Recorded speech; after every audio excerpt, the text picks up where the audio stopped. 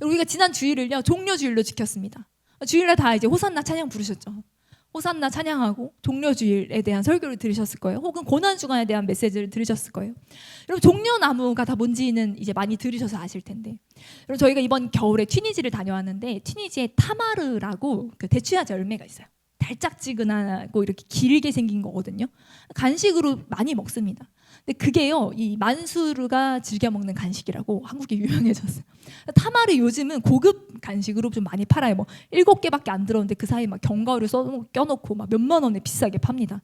근데 그 타마르가 대추야자 나무인데, 그 열매인데, 그 나무 대추야자 나무가 종려나무로 우리나라에 번역이 됐고, 그거 가지를 흔드는, 그래서 그걸 막 흔들면서 사람들이 예수님한테, 예루살렘 성을 입성하신 예수님한테 호산나 호산나 외친 거죠. 그럼 예수님은요 오병이어를 행하셨어요. 여러분 사람들에게 이 오병이어 기적은 눈이 번쩍 뜨이는 기적입니다. 이분은 우리의 이 문제를 해결할 수 있는 분이다. 우리의 먹고 사는 문제를 책임질 수 있는 분이다. 문둥병자를 고칩니다. 눈먼 자도 눈을 뜨게 해요. 못 걷는 자가 걷고 기적이 일어납니다. 나병 환자를 고치시고 급기야는 죽은 자를 살렸다는 소문이 들려옵니다. 여러분이 이스라엘 백성들에게 이 예수님 메시아는 자신들이 기다리던 메시아, 자신들의 이 너무나 힘든 상황들, 로마의 압제를 받는 너무나 공고하고 힘든 상황에서 이전에 이 다윗 왕조의 영광을 회복할 드디어 그 메시아가 왔다. 사람들이 환호하고 예수님을 호산나 호산나 우리를 구원하소서 하면서 예수님께 열광적으로 반응했습니다. 그래서 어떤 사람은 나귀를 제공했어요. 다른 사람들은 무수히 많은 사람들이 자기의 한 벌뿐인 겉옷, 지금처럼 옷이 많은 시대가 아니잖아요. 한 벌뿐인 겉옷을 바닥에 깔고 예수님이 지나가시도록 했습니다.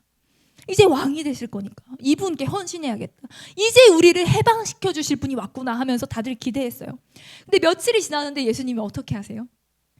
대제사장 세력에게 붙들려 가서 재판받고 로마의 총독 빌라도가 십자가에 처형을 내립니다. 여러분 성경은요, 빌라도가 예수님이 죽을 만한 죄가 없다고 생각해서 풀어주려고 했으나 군중들이 폭동을 일으킬까 두려워서 예수님 십자가에서 죽였다라고 합니다. 여러분 이 호산나 호산나 외쳤던 사람들, 불과 주일에, 저희가 종려주일 지냈죠. 일요일에, 그리고 월화수목 금이 지나서 예수님을 십자가에 못 박으라 못 박으라. 아니 어떻게 이렇게 이 며칠 사이에 완전히 입장을 바꿀 수가 있냐는 거예요.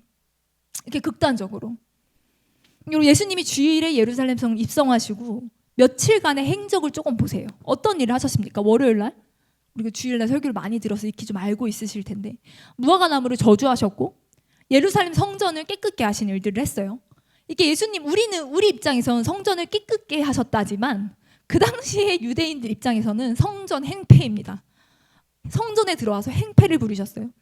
그리고 사두개인 바리새인들 종교 지도자들과 논쟁하시고 유월절 식사를 하시고 겟세마네에서 기도하시는 그 며칠의 이 예수님의 행적이, 예루살렘에서 예수님의 이 며칠의 이 모습이 이들이 기대했던 로마를 몰아내고 유대인의 나라를 회복할 정치적 군사적 메시아로서의 모습과 일치되지 않는다는 거죠. 사람들은 많이 기대했지만 기대가 컸던 만큼 실망도 컸습니다.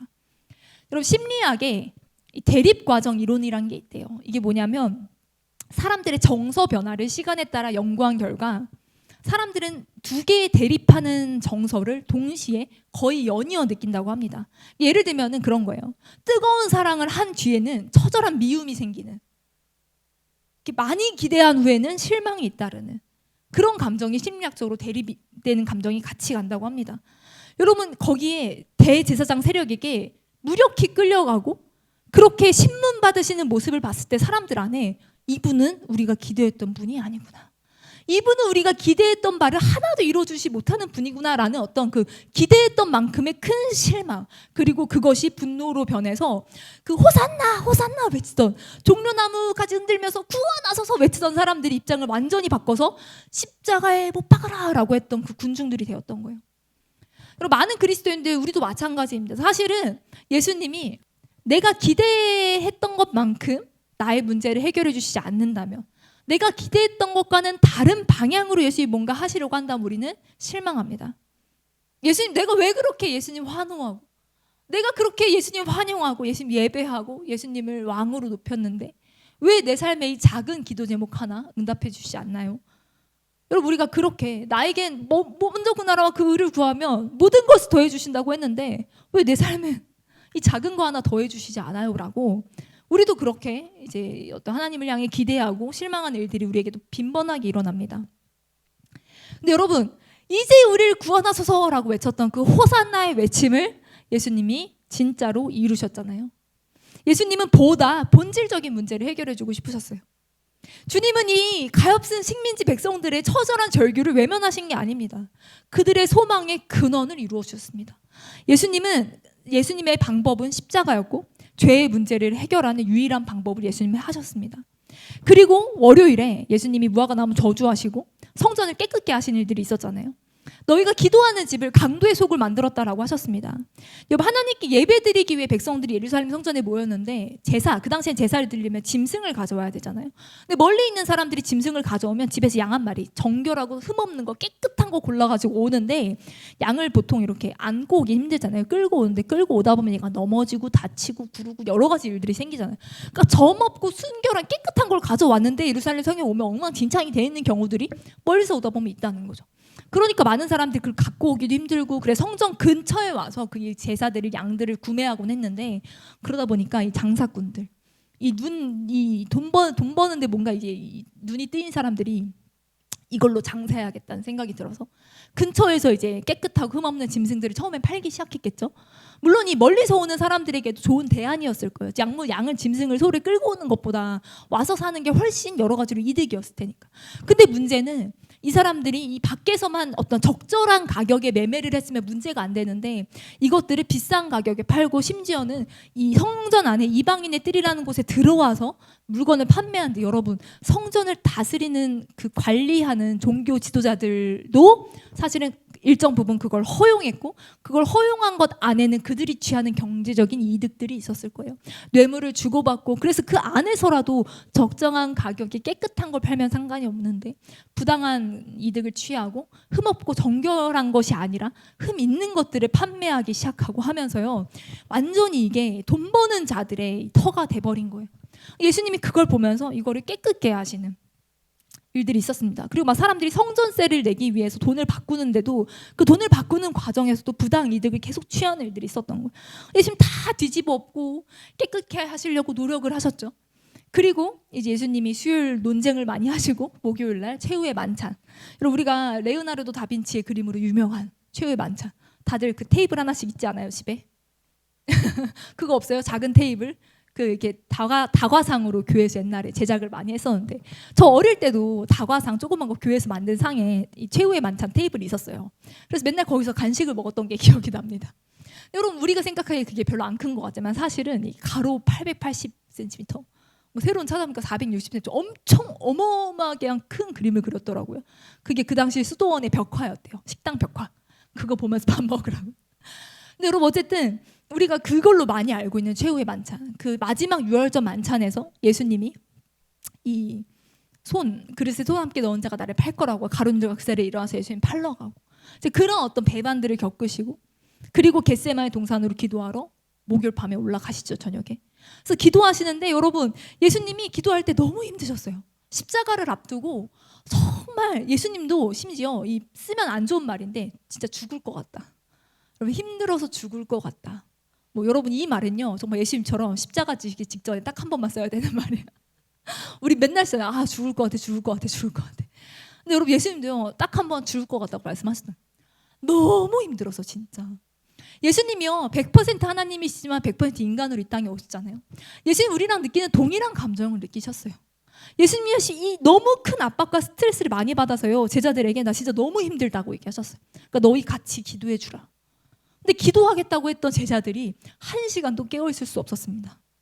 예수님은요 그 밤 겟세마네에서 처절하게 외롭게 기도로 씨름하셨어요. 여러분, 예수님이 땀방울이 핏방울이 되었다고 하잖아요. 이게 비유적인 표현일까요? 단지 어떤 수사학적인 표현일까요? 성경엔 비유가 많으니까 어떤 문학적인 표현일까요? 어떤 의사분이 쓰신 칼럼을 봤는데, 사람이 진짜 극도의 스트레스를 받으면 모세혈관이 터진대요. 그게 땀구멍으로 나온대요. 그래서 실제로 핏방울을 땀방울처럼 흘리게 되는 경우가 있다고 합니다.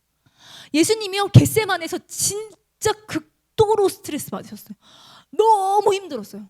예수님 죽게 되었다 말할 정도로 너무 힘들었고, 그 압박 속에 아무도 자기와 함께 해주지 않고 다 제자들 골아떨어지고 열심히 기도하셨습니다.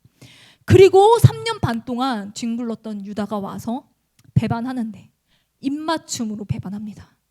입맞춤이 사인이에요. 와서 거룩 입을 맞추면서 예수인 거를 이제 사람들에게 알리는. 나 같으면 유다가 와서 입맞춤할 때 에이 퇴퇴퇴 이러면서 막 집에 탔을 것 같아. 예수님은 에이 퇴퇴퇴 하지 않으시고 이 가룟 유대 입맞춤을 받으시면서 네가 무엇을 하려고 하든지 해라고 하십니다. 유다 입맞춤을 받아주시죠. 그렇게 겟세마네에서 잡히세요. 잡히고 그 다음에 베드로가 다 제자들이 도망가는데 베드로가 궁금해서 따라가요. 따라가서 모닥불 옆에서 이렇게 예수님이 신문 받으시고 잡히시는 것들을 이렇게 봅니다. 보는데 하필 옆에 있던 사람이 너 저 예수랑 같이 있지 않았어? 아니야. 너 다른 사람 너 같이 있었던 것 같은데 아니야. 다른 사람이 또 아니야 너 그 도당이지. 너 말하는 거 보니까 말투가 딱 그 지역 말투네. 너 도당이지. 저주하여 말하기를 아니다. 나는 그를 모른다. 꼬끼오 닭 3번 우는 예수님이 그 전에 제가 너무 닭소리 잘 흉내냈나. 여러분 그 예수님이 그 전에 다른 사람들이 다 예수님 버려도 저는 예수님 안 버려요라고 베드로가 얘기했었거든요. 예수님이 너 닭 3번 울기 전에 나 부인할 거라고 했어요. 그리고 그 현실 앞에 모닥불 앞에서 꼬끼오 베드로가 딱 그 닭 우는 소리를 들었는데 예수님과 눈이 마주칩니다. 베드로가 나가서 심히 울어요. 자기 연약한 한계 앞에 마주쳐서 울죠. 그래서 예수님이 그대로 이제 새벽 6시에 빌라도의 판결을 받고 희롱을 받고 오전 8시에 형장을 향해 출발하시고 오전 9시부터 3시까지 십자가에 못 박히시고 죽으십니다. 그리고 해가 지면 지금이랑 다르게 우리는 12시 땡 하면 하루가 시작하지만 그 당시는 해가 지고 새로운 하루가 시작됐잖아요. 그래서 예수님이 3시에 죽으시고 그리고 급하게 시체 내려서 이렇게 급하게 막 싸가지고 무덤에 딱 넣고 안식일이 시작됩니다. 그리고 안식일이 하루 지나고 그 다음에 이제 새벽에 부활의 예수님을 찾아가는 거죠. 무덤 문이 열리는 겁니다. 이게요, 이 종려주일부터 이 부활주일까지의 스토리입니다. 많이 들으셨을 거예요. 귀에 못이 박히게. 매년 들으실 겁니다. 앞으로도 한국교회 안에서. 계속 교회를 다니는 중에. 근데 여러분 이 압축적인 일주일 가운데 우리가 읽은 이 본문이 나오는 거예요. 여러분 이게요, 이 마태복음에서 한 여자라고 하고요. 마가복음, 요한복음에서는요 마리아라고 밝힙니다. 근데 마리아가요 향유 옥합을 예수님 발에 깨뜨려요. 예수님은 이 향유 옥합이 도대체 뭐가 그렇게 특별했길래 복음이 증거되는 곳마다 이 여인의 한 일도 증거되리라 말씀하셨을까요? 여러분 이 마리아가 향유 옥합을 깨뜨린 배경을 조금 더 들어가 보면요, 베다니에서 예수님이 자기를 위해 벌여진 잔치에 참여하십니다. 이게 베다니 나사로의 집이라고도 하고 이 나병 환자 시몬의 집이라고도 나와 있거든요. 많은 사람들이, 많은 주석학자들이 이 나병 환자 시몬이 아마 마르다의 남편이었을 것이다 라고 추측을 합니다.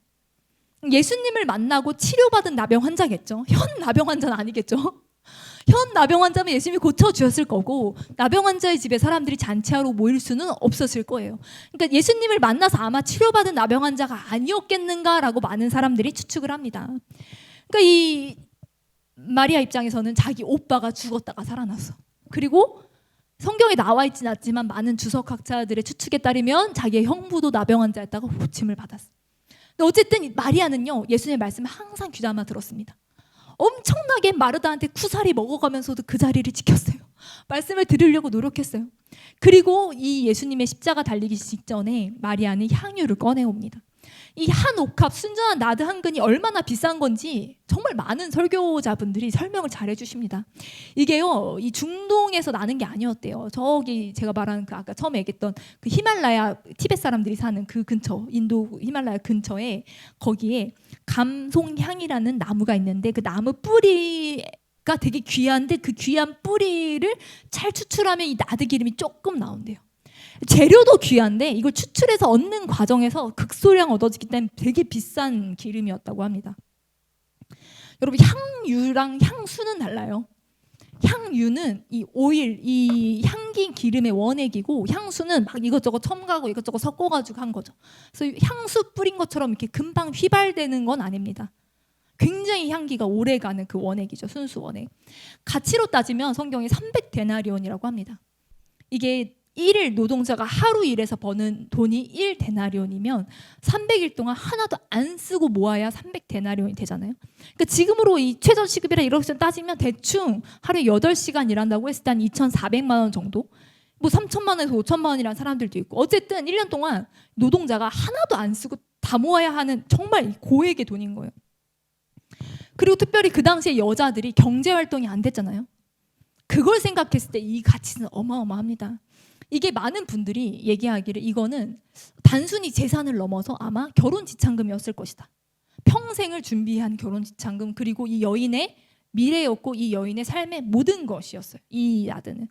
근데 여러분, 왜 이렇게 제자들이 화가 납니까? 이해는 돼요. 이 제자들은요, 하루하루 구걸하며 살아가는 약간 거지 집단 같습니다. 제자들이 안식일에 미리사기에서 그 뜯어먹었다가 엄청 구사리 먹잖아요. 종교 지도자들한테. 배고픈 사람들이에요. 넉넉하지 않은 사람들입니다. 근데 이걸 한 번에 깨뜨린 제자들이 화가 나는 게 이해가 돼요. 저 같아도 아니 이게 지금 계산을 해서 이거를 좀 팔아가지고 우리가 그럼 이걸 치킨을 몇 개를 시켜 먹고 우리는 그런 생각을 할 수 있겠죠. 이걸로 얼마나 좋은 것들을 많이 할 수 있고 이렇게 할 수 있는데 이 우리가 쓰지 않더라도 구제할 수 있는데 이걸 왜 이렇게 하냐라고 제자들이 책망했고, 특별히 가룟 유다가, 돈꾀를 맡았던 자가 주도적으로 분노해서 이 여인을 책망하며 허비했다라고 말합니다. 예수님은요, 그가 내게 좋은 일을 하였다라고 합니다. 왜? 설명을 해주세요. 그는 힘을 다해서 내 장례를 준비했다. 여러분, 예수님이 앞으로 30년을 더 사역하신다고 생각해 보세요. 그럼 이 여인은 깨뜨리는 게 잘못된 거예요. 예수님이 30년을 추가로 더 사역을 하실 거라면 이걸 팔아서 돈을 마련해서 예수님의 사역 비용을 대는 게 훨씬 더 지혜롭고 맞았을 수 있습니다. 근데 여인이 예수님의 설교를 잘 들었잖아요. 그리고 우리가 마태복음 26장 읽었는데 25장, 24장에 보면 예수님이 본인의 십자가에서 죽으심을 설명하세요. 이 유월절이 끝나면 나는 죽을 거라고, 십자가에서. 그러니까 여인이 예수님의 설교를 잘 들었던 걸 생각한다면, 여러분, 어쩌면 이 여인은 예수님의 장례, 지금 예수님이 너무 사랑하는 예수님이 나와 함께 있을 시간이 너무 짧으시대. 그렇기 때문에 예수님한테 내가 기회는 지금밖에 없다, 내가 가진 좋은 것을 드리고 싶다, 이런 마음이 있었을 거예요.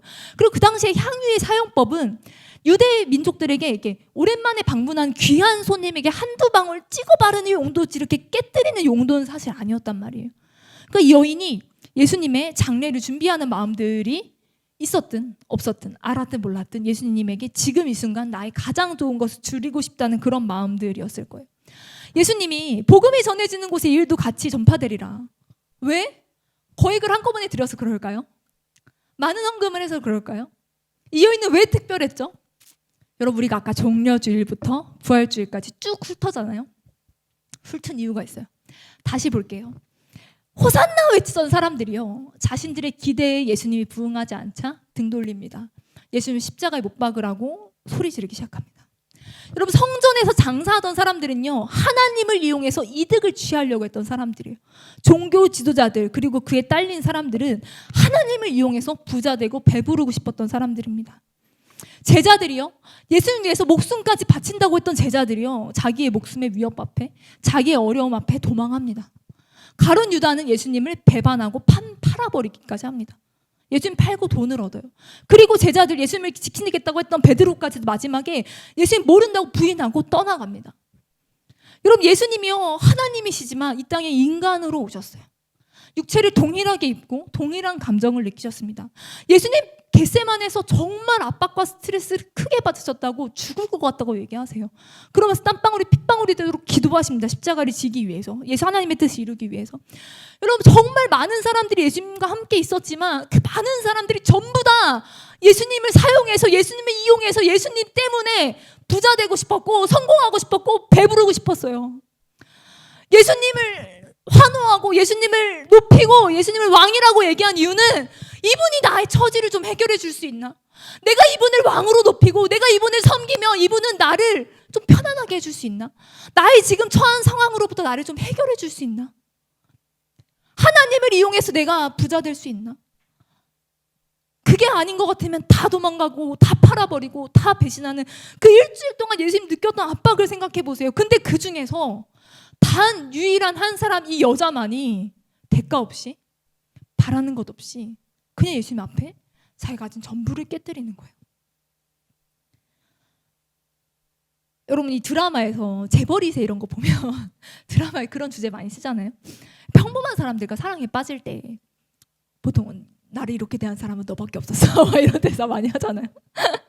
아니 물론 그건 좀 막대하는 경우에 막 재벌2세인데 막대하면 나를 이렇게 대한 사람은 그러면서 막 사랑에 빠지고 이런 게 있는데, 어쨌든 대부분 내가 누군지 모르고 혹은 나한테 뭔가를 기대하고 바라지 않고 솔직하게 관계하는 그 관계에 굉장히 매력을 느끼고 빠지는 그런 클리셰들이 많잖아요.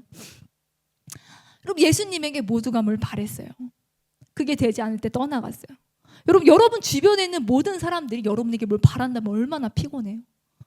여러분에게 뭘 만날 때마다 여러분으로부터 어떤 위로를 바라고, 여러분으로부터 뭘 얻기를 바라고, 여러분부터 어떤 재물, 뭔가를 바라는 그 만남만 가득한다면 굉장히 피곤하고 힘들 거예요. 근데 예수님도 그 일주일 동안 수많은 압박과 스트레스 가운데 이 한 여인, 이 여인이 이 향유를 조건 없이 아무것도 바라지 않고 완전히 깨뜨려 버린 거죠. 여러분 이 향유가요, 당시에 이 한두 방울을 찍어도 향기가 굉장히 오래 갔다고 합니다. 여러분 예수님이 이 향유를 깨뜨리고 이후로 목욕제계를 하실 수 있었을까요? 그 당시 물이 귀하고 예수님이 여러 가지 일정을 생각했을 때, 여러분 그 나드 한 옥합이 완전히 깨뜨려지고 예수님이 씻지 못하시고 그대로 이제 십자가를 지시고 그렇게 십자가의 길을 가셨을 걸 생각할 때, 예수님이 이 최후의 만찬 자리에서 그리고 이후로 겟세마네에서 기도하실 때, 잡히실 때, 그 모든 예수님의 그 매 맞으실 때, 뺨 맞으실 때, 침뱉음 당하실 때, 못 박히실 때, 십자가에 매달렸을 때, 그 모든 순간에 시체를 내려 장사할 때까지 어쩌면 그 나드의 그 순전한 향기가 남았을 거예요. 예수님의 피냄새와 뒤엉켰을 수 있지만 그 나드의 순전한 향기가 예수님에게 위로가 됐을 거예요. 모든 사람들이 예수님을 이용해서 뭔가를 뜯어내고자, 예수님을 이용해서 뭔가를 얻어내고자, 근데 예수님 때문에 피해보고 예수님 때문에 손해볼 것 같을 때 다 등 돌려가는 그 수많은 사람들 속에 아무것도 바라지 않고 예수님을 사랑했던 이 한 여인을 예수님은 여인으로부터 많은 위로를 얻으셨을 거고 이 여인을 칭찬하셨습니다. 여러분 신앙생활에 업적을 남긴다는 게 뭘까요? 직분을 다는 거, 혹은 다른 사람보다 조금 빠르게 어떤 직분을 다는 거, 혹은 인정을 받는 거, 교회에서 칭찬을 받는 거, 알아주는 거, 뭐 앞에 많이 서는 거, 어디서 뭐 이렇게 리더로가 되는 거, 아니면 내가 뭐 어디서 훈련을 받았고 얼마나 많은 선교를 다녀왔고 어떤 영적인 체험과 경험이 있고, 여러분 그런 어떤 것들이 내 신앙생활의 어떤 업적이 될까요? 여러분 예수님이 복음이 전파되는 곳마다 이 여인이 행한 일이 함께 전파된다고 했던 이 여인은요, 제자들 무리 가운데 어떠한 인정과 칭찬도 받지 못했습니다.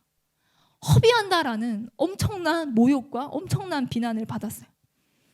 그러나 대가 없이 깨끗하게 예수님을 있는 그대로 사랑했던 이 사랑을 예수님은 귀히 보셨습니다. 여러분 저희가 고난주간을 보내고 있어요. 뭐가 많아요. 새벽 예배, 절야 예배, 뭐가 많죠. 또 행사 준비, 부활주일 행사 준비. 저도 뭐 애기 율동 연습시키느라 밤마다 율동 틀어놓고 애기랑 율동하고. 근데 뭐가 많아요. 근데 여러분 우리가 이 고난주간 가운데 무엇보다 예수님을 뜨겁게 사랑하는 자가 되기를 원합니다. 아멘. 예수님은 우리를 향해서 물과 피를 한 번에 쏟으셨어요. 그분은 아까워하지 않으셨습니다. 여러분 순수하게 주님을 사랑하는 자들이 열방에 많습니다. 우리가 오늘 북한을 위해 기도했잖아요.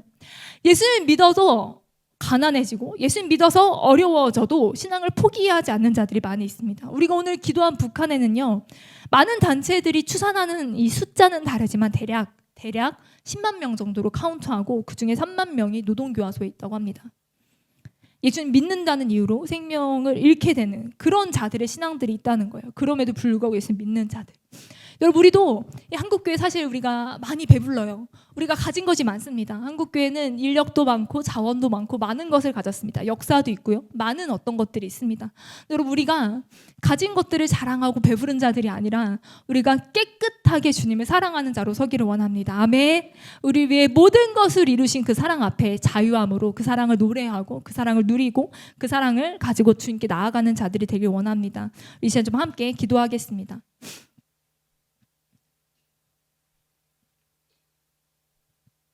우리 이 시간 주님 앞에 고백했으면 좋겠습니다. 주님께서 우리를 보실 때 우리가 주님께 위로가 되었으면 좋겠습니다. 많은 사람들이 예수님을 믿음으로 인생이 편안해지기 원하고 인생이 부유해지기 원하고 잘 되기를 원하며 그런 기대 심리를 가지고 주님을 바라보고 있을 때 순전하고 깨끗한 마음으로 아무것도 바라지 않는 마음으로 주님을 사랑하는 자들로 우리가 서기를 원합니다. 그래요. 주님에게 위로가 되는, 주님이 보시기만 하셔도 힘이 되는 그런 자들로 우리가 서기를 원합니다. 우리가 깨끗한 신앙으로, 우리가 오직 사랑으로 주님 앞에 서기를 원합니다. 우리 그러한 믿음의 고백, 혹여나 아직 그런 마음이 없다 할지라도 우리가 그런 믿음으로 살고 싶다고 주님 앞에 고백하며 기도하며 나아갔으면 좋겠습니다. 함께 기도하겠습니다. 네, 주님 기도합니다. 하나님, 많은 사람들이 예수님을 통해 자신의 자아 실현을 원했고 예수님을 믿음으로 자신들이 부유해지기를 원했고 하나님을 이용해서 이득을 취하기 원했고 하나님 예수님과 함께 있어서 어떤 성공의 모양을 꿈꿨던, 그래서 예수님과 함께 있어서 손해가 될 것 같으면 등 돌리고 떠나갔던 하나님 그러한 마음들이 여전히 우리 안에 있지 않은지 돌아봅니다. 하나님, 우리가 깨끗하게 온전히 주님을 사랑하는 자리 가운데 나아가기 원합니다.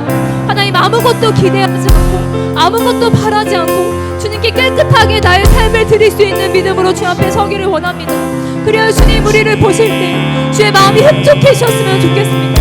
주님 우리를 보실 때 주님 기쁘셨으면 좋겠습니다. 주님께 기쁨을 드리고 주의 마음을 흡족해 드리는 사로 우리가 서기를 원합니다. 예, 주님, 우리가 주님을 사랑합니다. 하나님, 깨끗하게 주님을 사랑합니다. 수많은 행위로 주님 앞에 나아가고자 분투하는 것이 아니라 순전한 사랑의 마음을 가지고 주 앞에 서기를 원합니다. 주님, 우리가 주님을 사랑하기 원합니다. 예, 주님 사랑합니다. 우리가 우리 삶을 주님께 하나님 자발적으로 깨끗하게 헌신하기를 원합니다. 주님으로부터 무언가를 얻고자 주님을 찾는 자들이 아니라 주님의 믿음으로 내 인생이 성공하고 주님의 믿음으로 내가 배부르게 되고 주님의 믿음으로 내가 잘 되는 아니 그러한 신앙으로가 아니라 주 온전하고 순수한 사랑으로 주 앞에 서는 자들이 되기를 원합니다. 예수님 사랑합니다. 내 모든 마음을 다하여 주님을 사랑합니다. 아니 우리가 우리의 모든 것을 아낌없이 쏟으신 그 십자가 앞에 서기 원합니다. 우리를 위해 아까워하거나 우리를 위해 주님 뭔가 아껴놓으시려 하신 것이 아니라 단번에 쏟으신 그 물과 피, 단번에 죽으심으로 우리를 구원하신 그 사랑 앞에 우리가 서기를 원합니다. 하나님, 우리를 위해 모든 것을 주신 그 사랑 앞에 우리가 나아가 우리가 기꺼이 우리의 삶을 기꺼이 우리가 가진 모든 것을 주님 드리는 자로 주님 서기 원하오니 예, 주님 역사하십시오. 주님 함께 하십시오.